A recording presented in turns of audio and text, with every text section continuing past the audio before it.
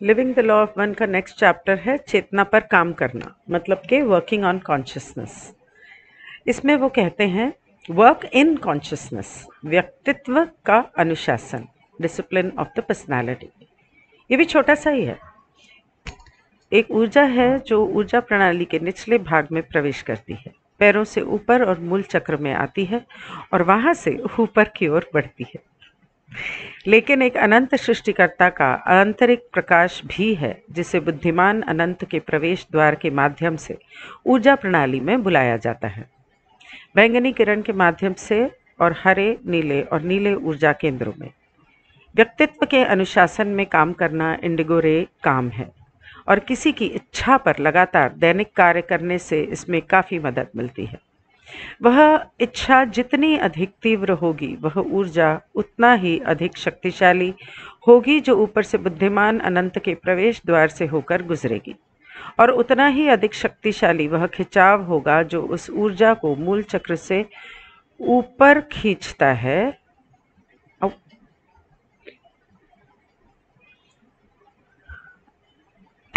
और उस आंतरिक प्रकाश से मिलन की ओर ले जाता है, जिसका आह्वान किया जाता है, जिसका चेतना में तत्व मीमांसीय आह्वान किया जाता है, called by the metaphysical worker. चेतना में आध्यात्मिक कार्यकर्ता द्वारा बुलाया जाता है। क्या आंतरिक प्रकाश से मिलन की ओर ले जाता है, जिसे चेतना में आध्यात्मिक कार्यकर्ता द्वारा बुलाया जाता है। ये कुओ था। आगे कार्ला कहती है, I mean I am assuming quo, रा, लात्वी, कोई ना कोई उनमें से एक था। हम सभी अनुशासन की अवधारणा को समझते हैं, हालांकि हम इसे केवल सजा के पर्याय आई एम एक्सट्रीमली सॉरी के रूप में सोच सकते हैं। उदाहरण के लिए, जब लोग किसी बच्चे को अनुशासित करने की बात करते हैं तो उनका मतलब आमतौर पर बच्चे को कथित गलत काम के लिए दंडित करना होता है। ये वो अर्थ नहीं है जिसमें परिसंग इस शब्द का अर्थ रखता है। वे इसका प्रयोग आत्म अनुशासन के अर्थ में करते हैं।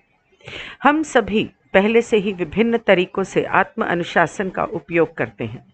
शायद हम पतले बने रहने के लिए, पेट भरने से पहले ही मेज से हट जाते हैं।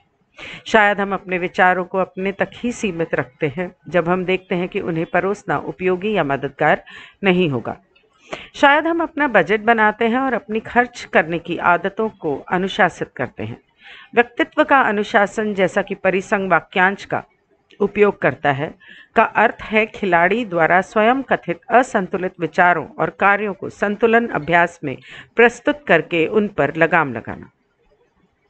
एक ऐसा कार्य का लक्ष्य उन कारकों से मुक्त होना है जो हमें भावनात्मक, मानसिक और आध्यात्मिक रूप से असंतुलित कर देते हैं।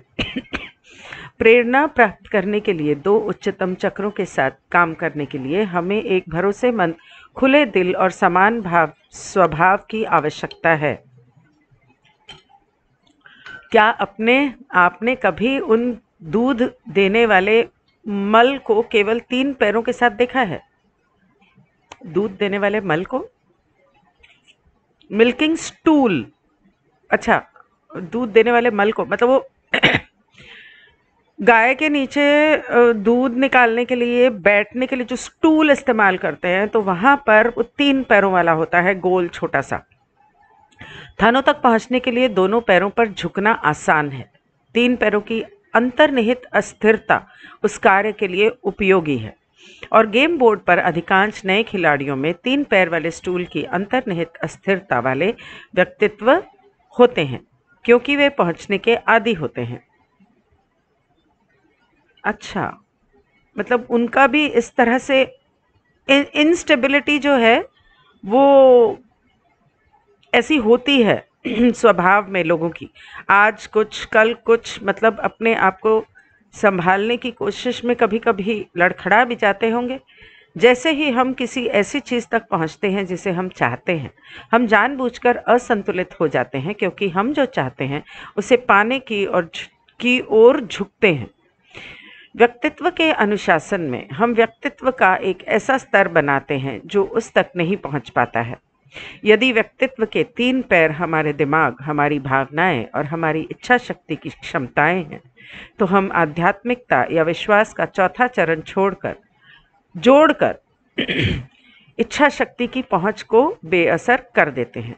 यदि व्यक्तित्व के 3 पैर हमारे दिमाग, हमारी भावनाएं और हमारी इच्छा शक्ति की क्षमताएं हैं, तो हम आध्यात्मिकता और विश्वास का चौथा पैर जोड़कर इच्छा शक्ति की पहुंच को बेअसर कर देते हैं।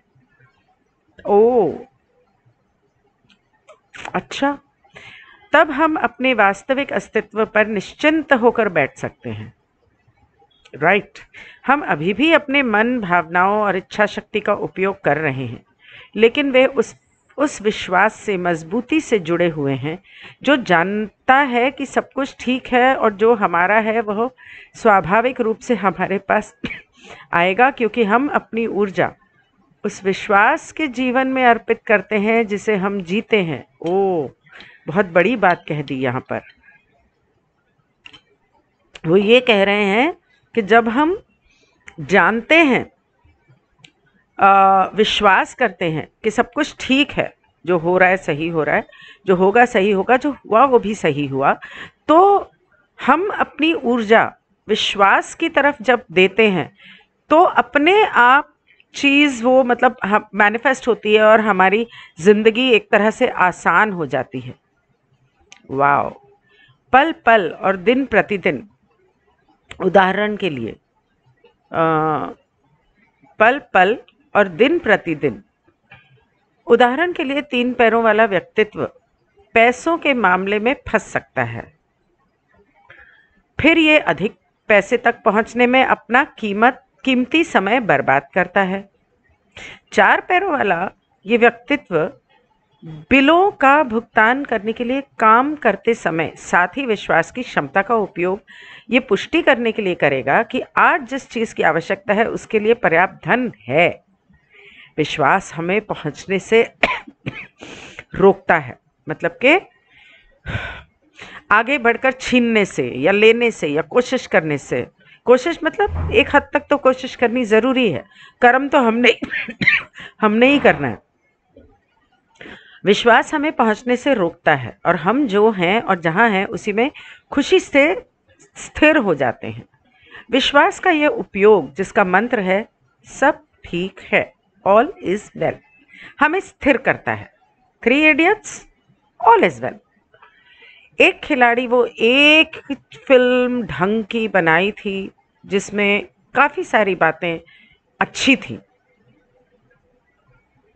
एक खिलाड़ी के रूप में भावना के दायरे में काम करने से यह हमें मजबूत और स्थिर बनाता है। ये सृष्टिकर्ता की ऊर्जा को स्वतंत्र रूप से प्रवाहित होने देता है। ये दिल को खुला रखता है। 3 इडियट्स फिल्म देखने के बाद भी जनता हमारी सुधरी नहीं। अपने बच्चों को आज भी ऐसे स्कूलों में भेजती है जहां जबरदस्ती उनको दवाइयां माँ बाप की मर्जी के बिना दी जाती हैं। क्या बोलूं। विश्वास एक ऐसी चीज है जो तभी बढ़ती है जब हम उसके बढ़ने के लिए जगह बनाते हैं। हम विश्वास में छलांग लगाते हैं जो कहता है कि सब कुछ ठीक है, सब कुछ ठीक है, प्लीज सब कुछ ठीक ही रखना। तब भी जब हमारी बुद्धि और भावनाएं हमें अलग तरह से बताती हैं, हाँ, जब हमारी बुद्धि और भावनाएं हमें कुछ और बताती हैं, तब भी हमें विश्वास रखने की ज़रूरत है। और हम पाते हैं कि वो कथन तभी सत्य है जब हमने वो छलांग मध्य हवा में लगा ली।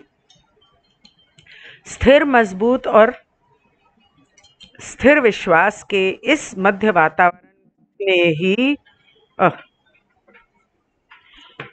सॉरी, बैटरी एकदम से बजा ना, बैटरी सेवर, तो डर गई मैं। और मजबूत और स्थिर विश्वास के इस मध्य वातावरण में ही हम चेतना में काम करना शुरू कर सकते हैं। और कार्य शब्द का प्रयोग उसी तरह किया जाता है जैसे मैकेनिकल इंजीनियर इसका प्रयोग करता है। उदाहरण के लिए मान लें कि एक हाई वोल्टेज ट्रांसफार्मर तब काम करता है जब बैटरी द्वारा उसके कॉइल्स को बिजली दी जाती है। ट्रांसफार्मर की कॉइलें पहले से ही खराब हैं, ट्रांसफॉर्मर काम करने के लिए तैयार है, लेकिन ये तब तक काम नहीं कर सकता जब तक इसे इसकी किसी शक्ति स्रोत से चार्ज ना दिया जाए, प्लग ना लगाया जाए। जब तक हम अपनी शक्ति स्रोत से नहीं जुड़ते तब तक हम चेतना में कार्य नहीं कर सकते। प्लग करने की जरूरत है। डॉन एल्किंस ने रा समूह से चेतना में काम करने के बारे में पूछा। यदि हमारे पास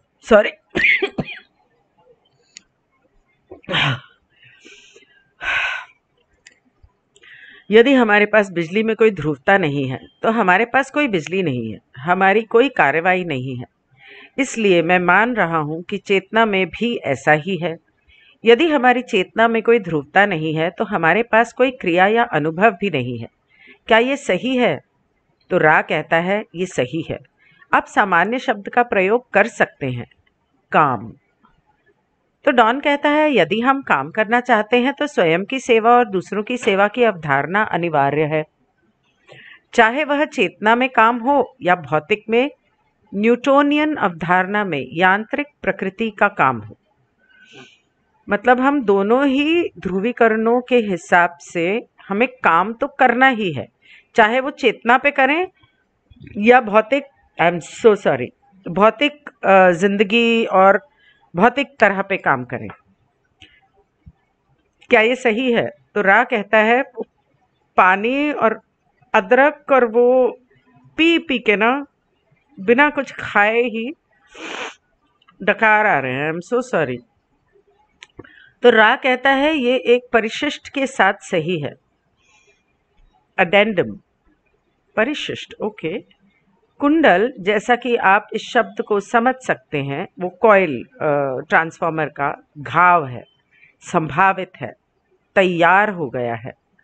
बिना ध्रुवीकरण के जो चीज गायब है वो है आरोप। आरोप, चार्ज। आरोप नहीं, मतलब कि एक तरह से चार्ज करते हैं ना, जैसे उसको शुरू करने वाला कुछ कैटलिस्ट की तरह, मतलब जो एक स्टार्ट का बटन होता है। इंग्लिश में चार्ज लिखा है तो इसने आरोप कर दिया गूगली ने, वो आरोप नहीं है, चार्ज है। तो डॉन कहता है तब अवशेष व्यक्तिगत चेतना द्वारा प्रदान किया जाता है। क्या ये सही है? अच्छा। तो रा कहता है चार्ज व्यक्तिगत इकाई द्वारा स्वतंत्र इच्छा के विकल्पों द्वारा ऊर्जा के प्रवाह और प्रवाह का उपयोग करके प्रदान किया जाता है। Provided by the individualized entity using the inpourings and instreamings of energy by the choice of free will. Charge व्यक्तिगत इंसान द्वारा स्वतंत्र इच्छा के विकल्पों द्वारा ऊर्जा के प्रवाह और प्रवाह का उपयोग करके प्रदान किया जाता है। ऊर्जा की प्रवाह ऊपर से और नीचे से। हम चेतना, कहाँ गया? आई एम सो सॉरी, क्या हो गया? हाँ, oh damn, one sec. Okay sorry, वो ट्रांसलेशन में थोड़ा ऊपर नीचे हो गया था। हम लगातार दूसरों की सेवा का चयन करके चेतना में काम करने के लिए शक्ति स्रोत प्रदान करते हैं, यानी सकारात्मक ध्रुवीकरण करना। हम फिर सचेत रूप से ये चुनकर मंडल को चार्ज करते हैं कि हम किस प्रकार की ऊर्जा का प्रवाह और प्रवाह चाहते हैं। खिलाड़ियों के रूप में हमारा पहला ध्रुवीकरण सरल और प्राथमिक है। हम सकारात्मक ध्रुवता चुनते हैं। हम दूसरों की सेवा करना चुनते हैं, लगातार दूसरों की सेवा करने का चुनाव करते हैं। हम अपना दिल खोलते हैं और इसलिए बिना शर्त प्यार तक पहुंचने की क्षमता हासिल करते हैं, जो हमारे हृदय चक्रों और निर्माता की स्थिर स्थिति है। उस खिलाड़ी के लिए ध्रुवीकरण का और अधिक परिशोधन संभव है जो वह करने का निर्णय लेता है जिसे परिसंग चेतना में काम करना कहता है, काम करना कहता है। एक बार जब खिलाड़ी बुद्धिमान अनंत के प्रवेश द्वार की ओर बढ़ते हुए ध्रुवीकरण के एक विशेष तरीके पर ध्यान केंद्रित करने का निर्णय लेता है, तो वह अपनी अंतर्निहित आध्यात्मिक प्रकृति के शक्तिशाली कुंडल को चार्ज प्रदान करने के लिए इच्छा और इच्छा शक्ति की अपनी क्षमताओं का उपयोग करता है। चेतना में काम करते समय यह महत्वपूर्ण है कि खिलाड़ी को खुद पर एक शक्तिशाली प्राणी के रूप में विश्वास हो और विश्वास हो कि प्रवेश द्वार के पार से सहायता के स्रोत हैं। बिल्कुल हैं। जैसे ही हम प्रवेश द्वार के पास पहुंचते हैं, खिलाड़ियों को अपनी कुंडलित क्षमता की अंतर्निहित शक्ति पर विचार करने की आवश्यकता होती है।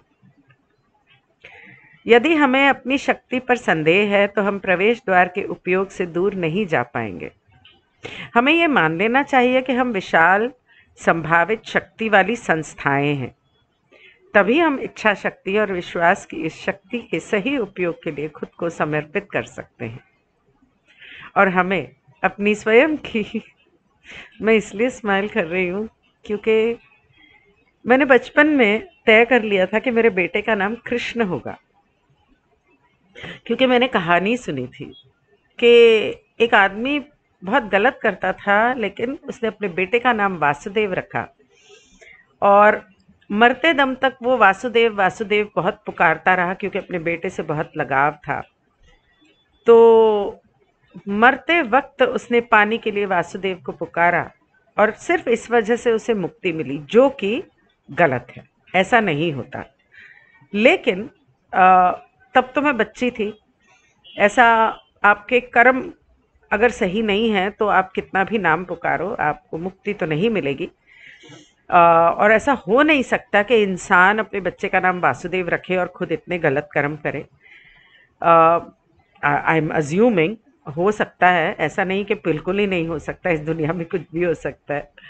लेकिन कुछ दिन पहले, 2 दिन पहले मैं कृष्ण के भजन सुन रही थी और जब मैंने कुओं की चैनलिंग सुनी कि कृष्ण 9,000 साल पहले हिंदुस्तान में आए थे एंड ऑल दैट, तो मैं बहुत खुश थी कि मैंने अपने बच्चे का नाम कृष्ण रखा। और अब जब भी मैं उसको पुकारती हूँ ना, तो मैं पुकारती उसको हूँ, लेकिन मन मेरा वहाँ होता है जुड़ा हुआ कि हे कृष्ण, इसके बहाने से मैंने तुझे पुकारा।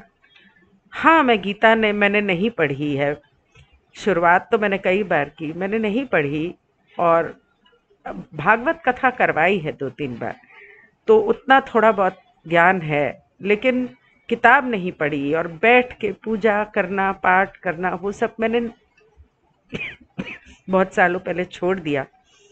लेकिन मन से जब कृष्ण से जुड़ती हूँ तो इतना प्रेम, मन में प्रेम का एहसास ऐसा होता है कि आंसू छलक आते हैं।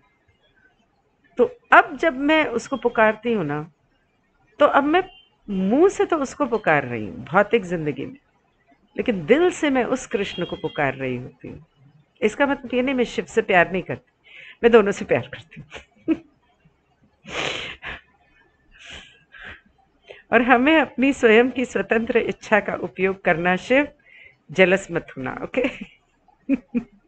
और हमें अपनी स्वयं की स्वतंत्र इच्छा का उपयोग करके चेतना में अपने काम के लिए चार्ज पैदा करने की आवश्यकता है, ताकि हम इस बात पर ध्यान केंद्रित कर सकें कि हम आत्मा की दुनिया से प्रवेश द्वार के माध्यम से आने वाली ऊर्जा के प्रवाह का उपयोग कैसे करें। यदि हमें संदेह है कि प्रेरणा और जानकारी के वास्तविक प्रामाणिक स्रोत प्रवेश द्वार के माध्यम से आ रहे हैं, या संदेह है कि हम उनसे जुड़ सकें, हम दूर नहीं जाएंगे। तो फिर चेतना में काम करने की तैयारी हमारे व्यक्तित्व को अनुशासित करना है, ताकि वे मजबूत हों और अपने सार में आराम करें। फिर हम प्रवेश द्वार के माध्यम से आने वाले उन शक्तिशाली स्रोतों से खुद को जोड़ने के लिए आगे बढ़ सकते हैं। हम शांत और केंद्रित हो जाते हैं।